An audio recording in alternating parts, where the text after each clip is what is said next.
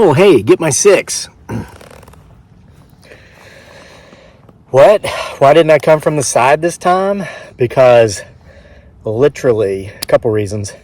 It's 94 degrees right now, and I'm trying not to move. The heat index is 102, I think.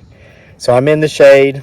I didn't risk it down by the house today, hoping the clouds would stay there. I came up, it's only a couple hundred yards, but my gosh, it's so hot and humid, I'm breathing hard. And I did bring my handy dandy, listen, you didn't even hear it, did you? That's my Beaver camping fan. It's, rechargeable electric, runs for 100 hours when fully charged. It allows me to be outside in this heat and be somewhat comfortable. I'll put the link to that in the description box below. I am a Beaver sponsor. Beaver sponsors me. I'm a Beaver sales affiliate. But I'm here today for a story, and particularly I wanted to be in this area because several years back, there were folks, potentially myself included, who believed they and I were seeing ghost soldiers up here on this part of the hill. So in this story that I'm going to read to you today is actually submitted from a viewer named Mike Scher, and it's about a ghost soldier. I believe that's exactly what's going on in this story. I'm going to read it to you. Oh, and by the way, I didn't welcome you to the most awesomest homesteading channel on the entire planet that has nothing to do with homesteading off the grid. And here we are. Well, Margaret, welcome. I want to thank you, just before I get into the story, for going over and supporting me on Instagram at Sick Twisted Humor, same as our Facebook page, Sick Twisted Humor. Started that 5 days ago, and we're literally, because of your support, and the folks over at Sick Twisted Humor on Facebook are literally halfway to meeting the requirements to be monetized. So I thank you for that. I appreciate that. I'm doing that to kind of just prove it can be done. In the past, I've always waited until I'm out of favor with a particular social media platform. Then I'll go over and reestablish myself on another. Because I have a can-do attitude, a winner's mindset, and I don't believe in blaming anybody for putting you out of business. Like when we fell out of favor with YouTube, I didn't say, oh, YouTube ruined my business. YouTube used to like me, but now they don't. Now I'm out of business. That's what losers say. So I went to Facebook and got established over there.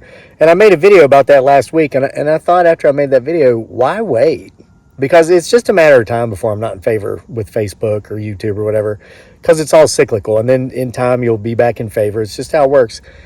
So I thought, can I really go to another platform and do what's required to get monetized in 30 days or less?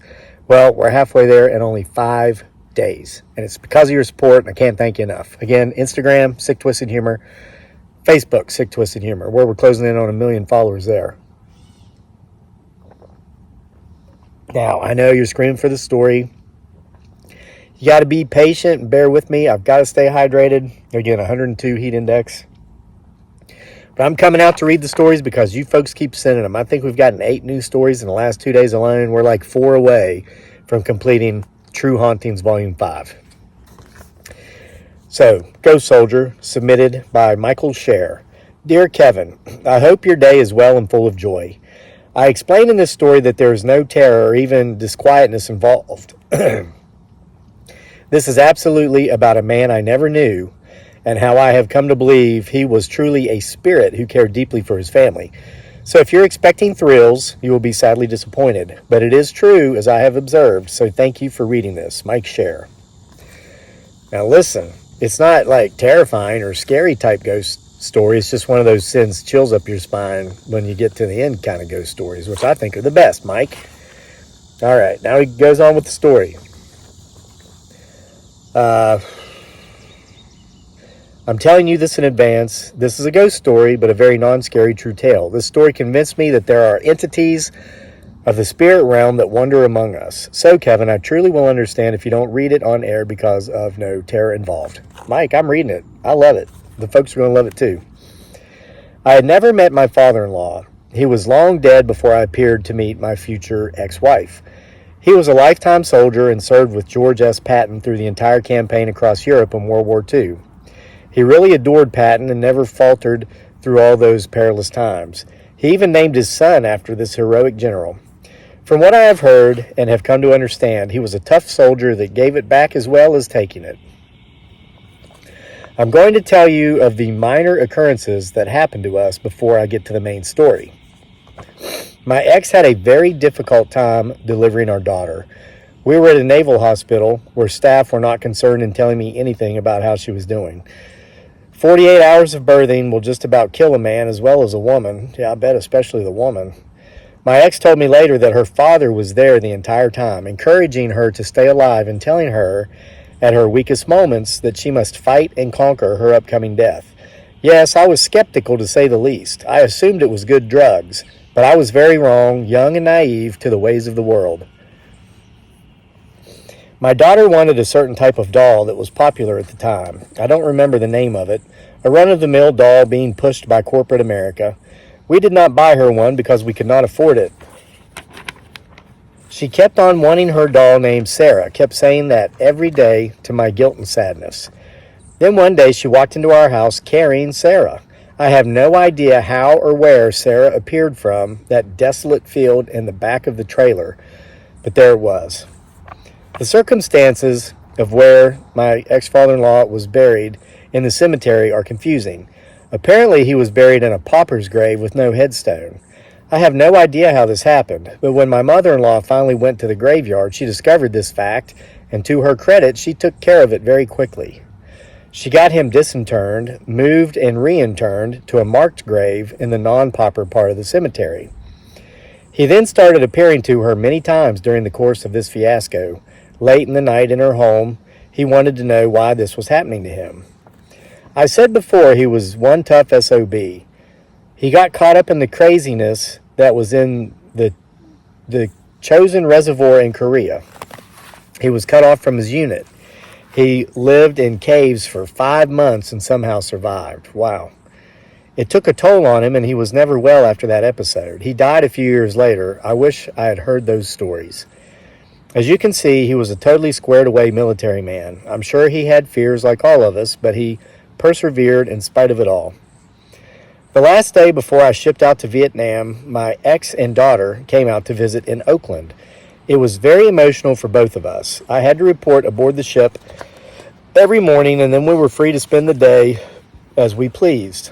Not much to do in a Quonset hut at a naval base, but it was something I was very grateful to have. One morning I reported aboard ship, and I had taken my wife's military ID. For what reason, I don't remember, but it was something I had to straighten out with the powers that be on the ship. Then I went back home. When I went to give her the card back, it was missing.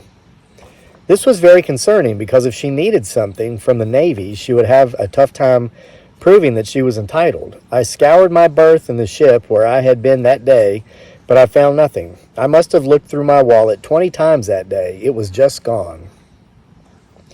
Now I fade out of the narrative. My ex and daughter went home, and I sailed to the Far East to live out a wonderful experience, a grand and dangerous adventure of my life. This had all occurred at the base in March of 1971. Her birthday was in June, and all that time she was without that ID.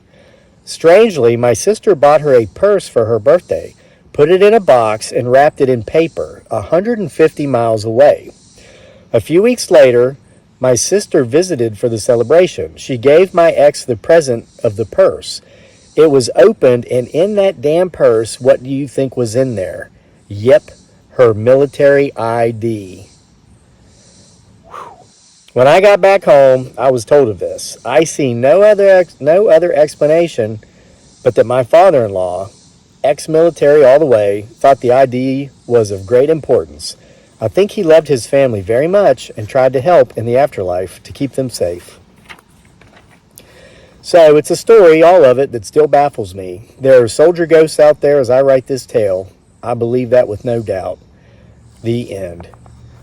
Mike Scher, that was a very wonderful story. I really enjoyed it, and I'm sure our viewers did too. Let us know in the comments section, folks, what you think of Mike's story.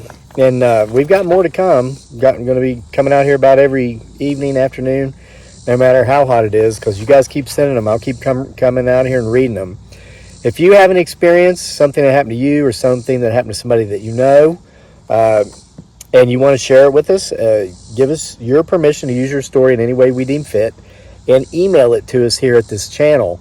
The email address is crazylake@mail.com. Okay? So remember, it's hot out there. Stay hydrated and stay indoors between 11 a.m. and November 1st. That joke never gets old. See y'all for more next time from the most amazing homesteading channel on the entire planet that has absolutely nothing to do with homesteading. Homesteading off the grid. Yeah, looks like he left, huh? Came to hear the story, no?